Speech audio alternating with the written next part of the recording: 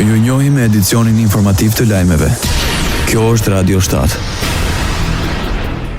Kryeministri Edi Rama në mesazhin e dhënë nga Shtetet e Bashkuara të Amerikës bëri thirrje që Bordi i Paqes të mos zëvendësojë Kombet e Bashkuara por të ndihmojë në rizimin e tij. Pasi konfirmoi pjesëmarrjen e Shqipërisë me trupat e saj në forcën e stabilizimit të Gaza, kryeministri shfrytëzoi rastin për të trajtuar çështjen e ish-krerëve të ushtrisë çlirimtare të Kosovës mbajtur në Hag. Ai kujtoi se ish-presidenti Thaçi ishte arrestuar pak përpara se të nisej në Washington, ku do të nënshkruajë marrëveshja me Serbinë e propozuar nga presidenti Donald Trump.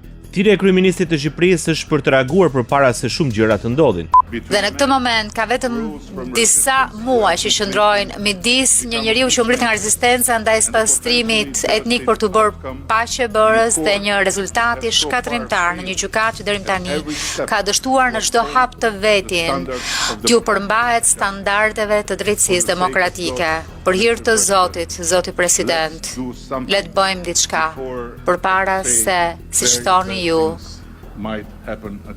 Në mbylljen e fjalës së tij, kryeministri Edi Rama vuri në duke miqësinë që ka vendi si me Izraelin ashtu dhe me vendet arabe, e se për këtë shpreson fort që të jemi një vlerë e shtuar e vizionit tuaj të jashtëzakonshëm.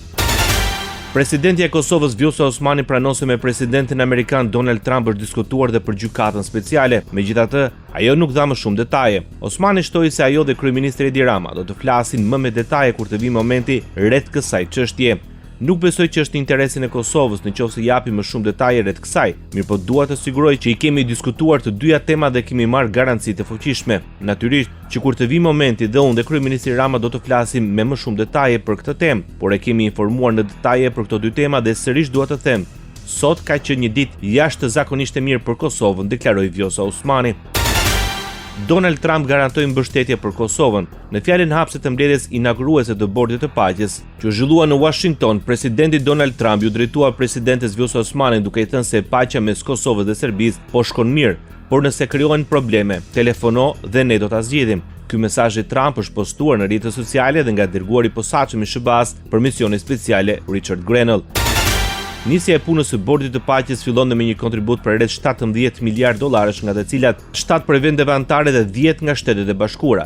Kazakistani, Azerbajxhani, Maroku, Emiratet e Bashkuara Arabe, Bahreini, Katari, Arabia Saudite, Uzbekistani dhe Kuvaiti kanë dhënë në total 7 miliardë dollarë, ndërsa Shqipëria dhe Kosova deri në këtë fazë nuk kanë kontribuar financiarisht por do të angazhohen duke dërguar trupa sigurie. Presidenti amerikan përmendi në fjalën e tij konfliktet dhe tensionet që kanë ende nevojë për zgjidhje, si ai me Iranin, për të cilin njoftoi se do të marrë një vendim brenda 10 ditëve të ardhshme, ndërsa garantoi se nuk do të synojë zëvendësimin e Organizatës së Kombeve të Bashkuara.